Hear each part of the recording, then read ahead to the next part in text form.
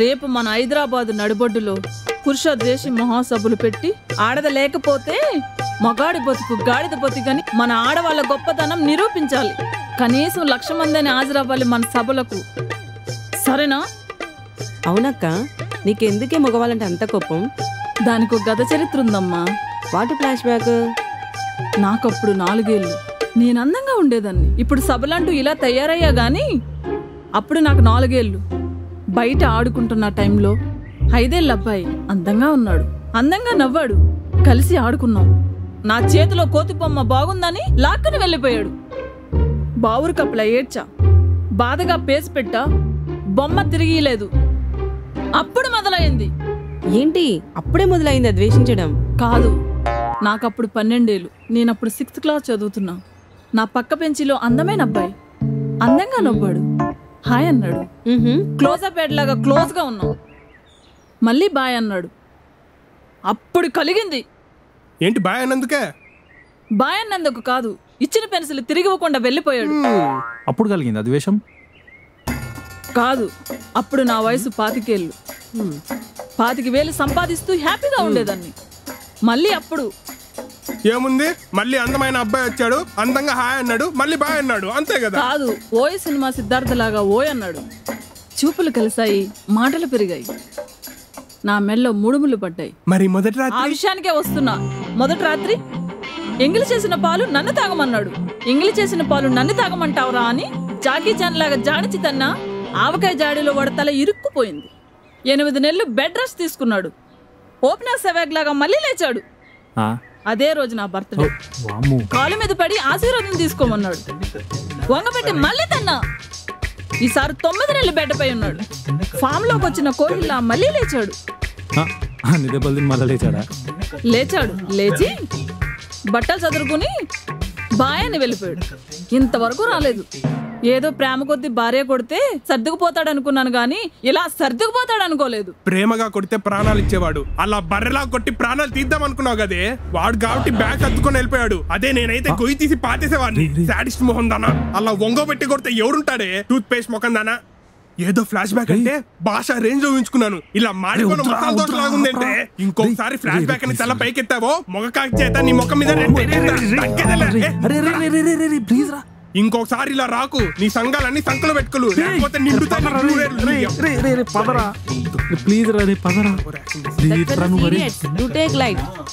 ఈ మగ పురుగులు పదే నన్నే కుడుతున్నాయి. హిట్ తో వీల్ని ఫట్ చేస్తా. అక్క నువ్వే నిడిసబెట్టు, గాళ్ళ సంగతి నేను చూసుకుంటా కదా. గది లెక్క. అరే ఏంద్ర అట్లా తెచ్చిపోతున్నావు? లేకపోతే ఏంట్రా అది చెప్పే సోజ్ మాటలు ఇంటూ తలూపుతా కూర్చోవాలా? నా వల్ల. అరే ఆగరే.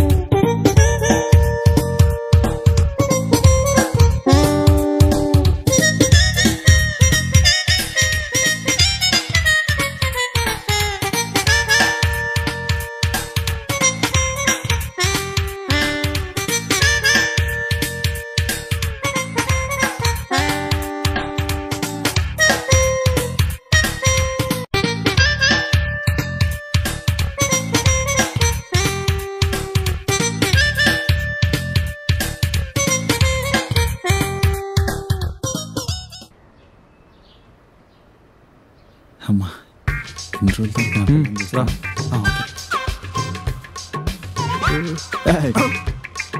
ఎవరా వీడు? శ్మశానంలో క్షుద్ర పూజలు చేసే మాంత్రికుడులా ఉన్నాడు.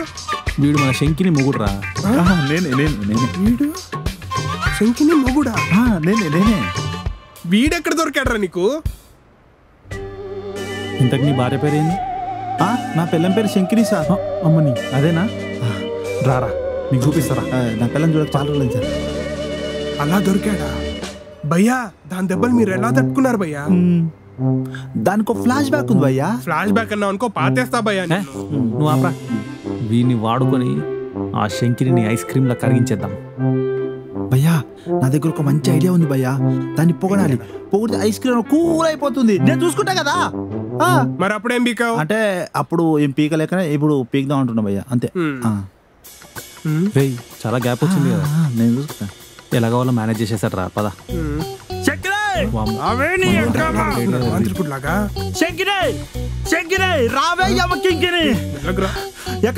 అరే ఏంద్రా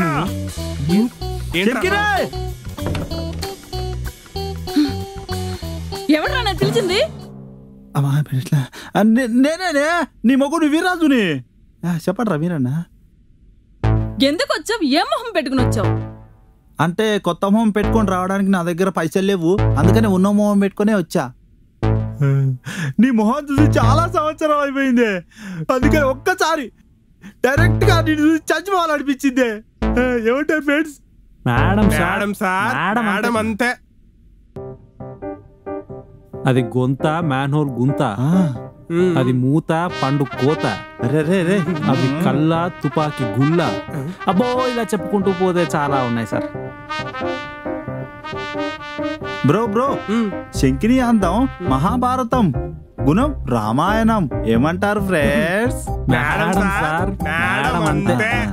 మిమ్మల్ని మొదటి రోజు చూసినప్పుడే చెప్దామనిపించింది, మీ ముందర ఏ అందగత్త వేస్ట్ అని, వాడేసిన టూత్ పేస్ట్ అని. కానీ మీరు నాకు చెప్పే ఛాన్స్ ఇవ్వలేదుగా. మేడం నోటికి మాత్రం పని చెప్తారా, చెవులకు కాదు. అయినా అవి చెవులా తోడేసిన నీటి బావులా అన్నట్టున్నాయి కదా. మీరు నన్ను మరీ పొగడేస్తున్నారు. మేడం లేనివి ఉన్నట్టు చెప్పే ఉప్మా బ్యాచ్ కాదు మేడం మేము. అది నడుమా ఉడకబెట్టిన కుడుమా అన్నట్టు లేదు.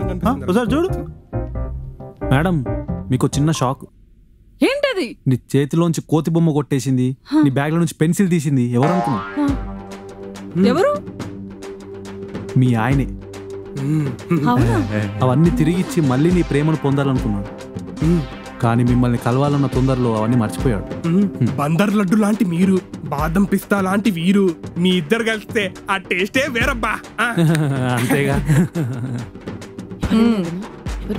ఇన్ని రోజులు ఎక్కడున్నాడు పిస్తా? నువ్వు ఆగవే. ఏదో కోపంలో తిట్టానని వెళ్ళాడు, ఇప్పుడు నేను కావాలని తిరిగి వచ్చాడే. మేడం సార్, మేడం అంతే. ఎప్పుడు తిన్నారో ఏంటో. రండి ప్రేమగా ఇద్దరము కలిసి గోరుముద్దలు తిందాం. వచ్చేస్తా. చెప్పాను కదా వీడు మేనేజ్ చేస్తాడు. మేనేజ్ చేస్తాడు.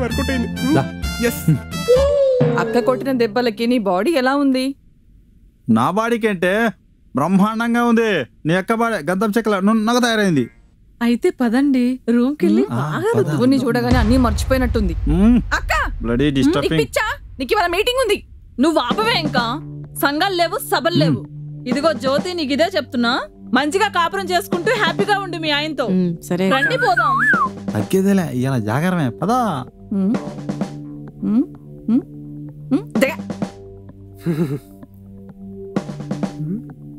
దీని సంగతి కూడా తేలుద్దాం పదరా.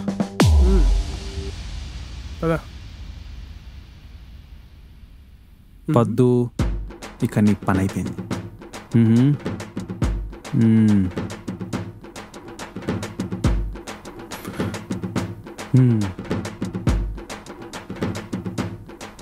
జ్యోతిక, రాత్రికి తెచ్చుకో ఓపిక.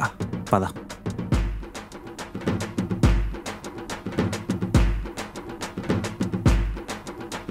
ఎవరికి వాళ్ళు హ్యాపీగా ఉన్నారు, మనకెందుకు ఈ బీపీ? మనం కూడా పెళ్లి చేసుకొని వెళ్ళిపోదాం ఊటీ. ఓ మళ్ళీ గుర్తుందిరా, నా ముక్కు పచ్చడైపోయింది. దొంగ ముఖం ఉంది నీ అంకమ్మ నిన్ను. రే సిద్ధు, రే నా ముక్కు పచ్చడైపోయింది రారా.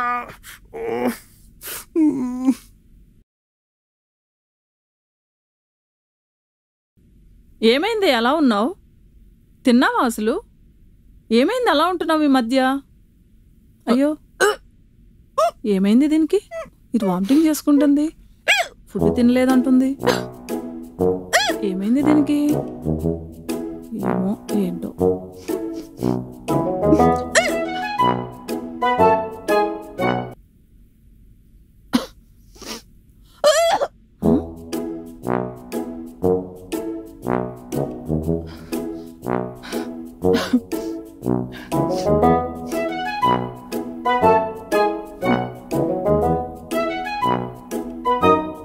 ఏమే కక్కుకుంటున్నావు? తిన్నదరక్క ఏదైనా చేసావా? ఏంటే అడుగుతుంటే సైలెంట్ గా ఉన్నావు? చెప్పవే చెప్పు. చెయ్యి లేపి కొట్టినా కూడా నువ్వు చెప్పట్లేదంటే నువ్వెక్కడ కాల్ జారావే? ఎవరితో కాల్ జారావే? ఎంత పని చేసావే?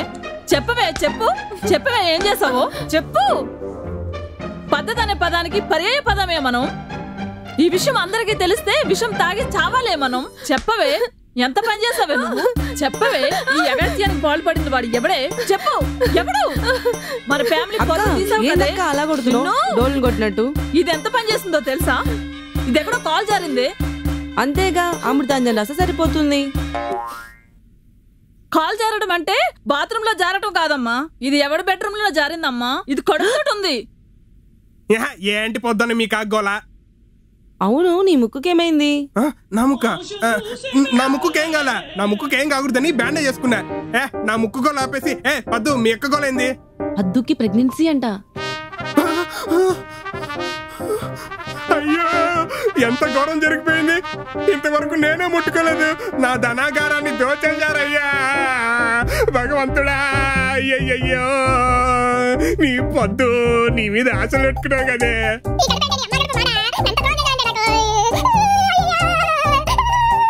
తప్పుడు పని చేసి చెప్పుడు లేకుండా నిలబడ్డావు కదే. ఎవడే ఆ పని చేసింది? చెప్పు.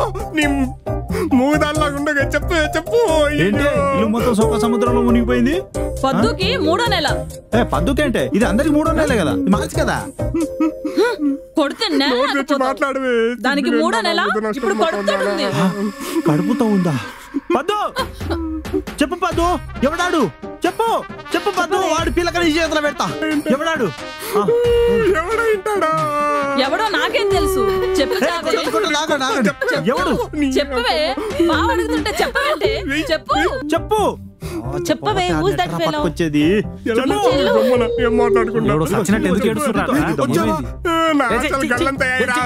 ఏమైంది? నా mother pregnancy bro. Bro congrats. పెళ్లి తర్వాత కంగ్రాట్స్. పెళ్లికి ముందు రాంగ్ కాంటాక్ట్ కదా దీన్ని. పద్దు వాడేవాడో చెప్పు. తెచ్చి 3 లేపేశాను ఈ మెడలో. చెప్పు. ఎవరో చెప్పే. ఎవరు? చెప్పు పద్దు. ఎవరు? చెప్పవే. చెప్పు. అతనెవరో కాదు, సిద్ధునే. నేను సిద్ధునే మ్యాటర్ చెప్పు.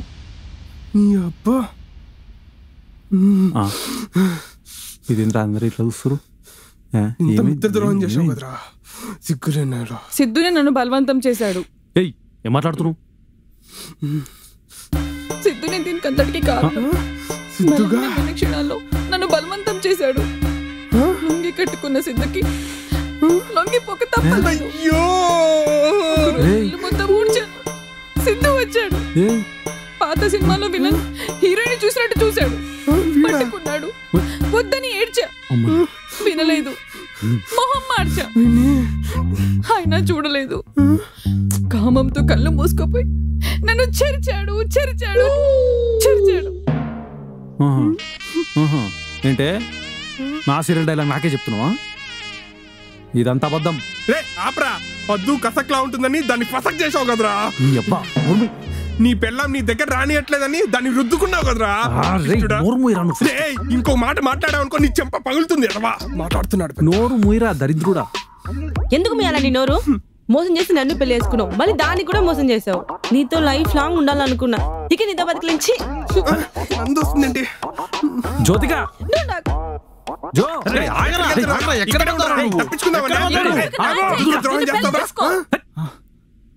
నోరు మూయి. ఎక్కడికి?